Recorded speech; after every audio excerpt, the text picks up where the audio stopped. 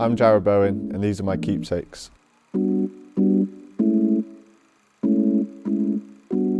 So my first keepsake is, as you see behind me, my first professional top at Hereford United. My boyhood club, played for them since I was really young, and my dad actually put all the pictures together in the shirt in the frame, so he's done a good job, and I've kept that obviously ever since and scored my first goal for Hereford there. So yeah, that was kind of the start of the journey that will always be a special moment, and I always keep it, up in my room. Those games where I was 16, 17, and it was called the Skrill Premier back then, but now it's obviously known as the Vanarama National League. So I played 8 games for them towards the back end of the season. I managed to score 1 goal at home, so that was a really special moment. So yeah, like I said, that top will live with me forever. So my second one is going to be, I've got this one, which is my time at Hull City. This is Player of the Year. 2017, 2018. So like I said, I think always when your teammates vote you for the Player of the Year, it's, you're with them every day, you play the games with them, they see you. So for them to choose you to win the awards, I think just gives that extra special edge about it. And I was really fortunate. I had a really good group at Hull that we got on really well off the pitch, and on the pitch we shared lots of really good moments as well. 2014, I think I signed for Hull.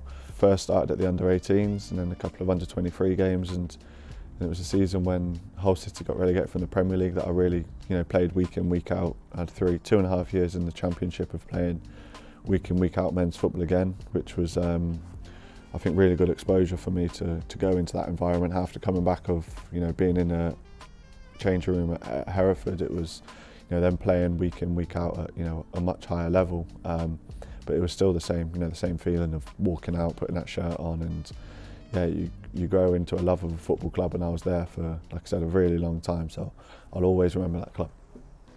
I'm trying to do this in time order of when things happen, so this one's my England Legacy Cap, which at the front gives you your number, which number you represent the country, and I never thought I'd be holding this cap ever in my life. I never thought, from going back to those days at Hereford, that I'd be holding a international cap. And I sit here now with 5 caps, and they're all as special as that first one. So yeah, I think that one is, that's the legacy one, so that's red. The other ones are blue when you get the games, but that first one with your number on it as well, you'll always go down in like the history books of England of this is your number and this is what it is for you. My debut was at Hungary away. I had 4 caps before I played at Wembley, so it was a bit, it was the summer I think after the Euros, so the 2 home games weren't actually at Wembley, they was at Molineux.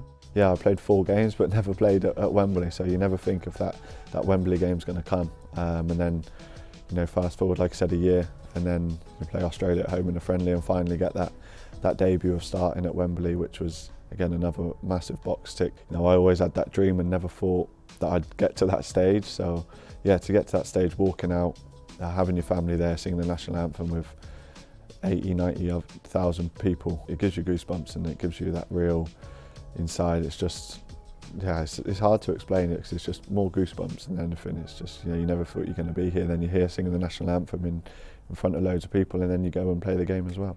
So my 4th one is going to be my Europa Conference League winners medal, which again is up there with the England cap. I think those 2 for me are the most special ones, because winning football games is a massive honour, but to do it in a competition and go through the group stage, go through the knockout rounds, go through everything, get to a final and win the final at the end of the season with your teammates is just probably one of the greatest honours that you can get. And again, I never thought I'd be sitting here with an England cap and a European winners medal. So yeah, it's been one hell of a journey that we've worked from playing at Hereford to Hull to England to a winners medal with West Ham. But yeah, that one is one of my favourites.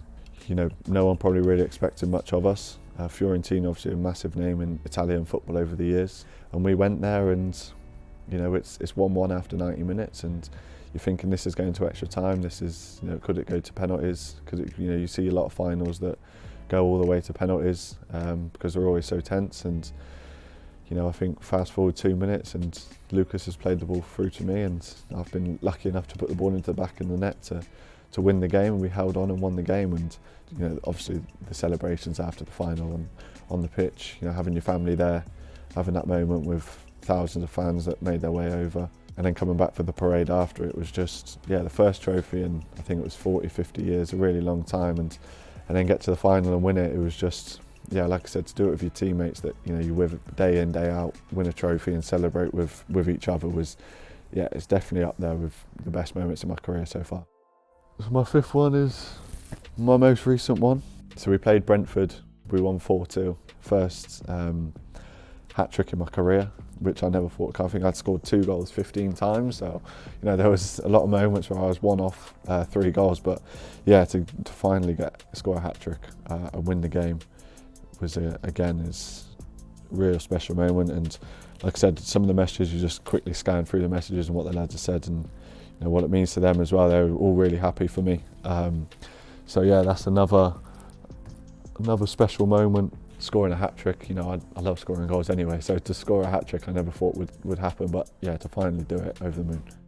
You know, we were 2-0 up after, I think, about 8 minutes. I scored 2, and I was thinking, right, we've got probably 85 minutes left here. There's lots of chances here that I can get the hat-trick, and you know, then you're halfway through the second half and you're looking at the clock thinking, right, we're 2-0 up or 2-1 up, I think the score was, and you need that extra goal for that bit of safety. And I was thinking, come on, I've scored 2 after 10 minutes, there's no chance I can't not score again. And then, you know, a brilliant ball comes into the box and I head it into the goal, and my first initial reaction was, please don't be offside. I thought, if this is offside, this would just be my luck that it's offside. And then the ref gives the all clear. So that moment on the pitch, you know, inside, it was just, I was so more relieved more than anything, because I've been on 2 goals for so long and I've never actually scored a hat-trick. So to finally get that hat-trick, and like I said, win the game, because I think, you know, most times if you score 3 you're probably going to win the game, but there's been times where players have scored 3 goals and not won the game, so I thought, God, that'd be my luck or something. So yeah, to do it and to win the game, and again, that was another special moment, and that's a new one, so I'll get a frame or something for the ball to go in, and you know, cherish that moment as well. I got like a little room at home that I don't want it, you know, in the fronts of people's faces when they walk in the door, as if to say, you know, it's the Jarrod show. But so they're tucked away out the way a little bit, but you know, for me to go in and, you know, if I'm having a bad day, I'm sitting here like a bad days all the time, but if I have a bad day and want to go in and look at the achievements that I've done, I know that I can go in and be proud of these, because these moments will always live in me, and you know, these are things that I've done, and hopefully keep adding more match balls to that collection, but we'll see.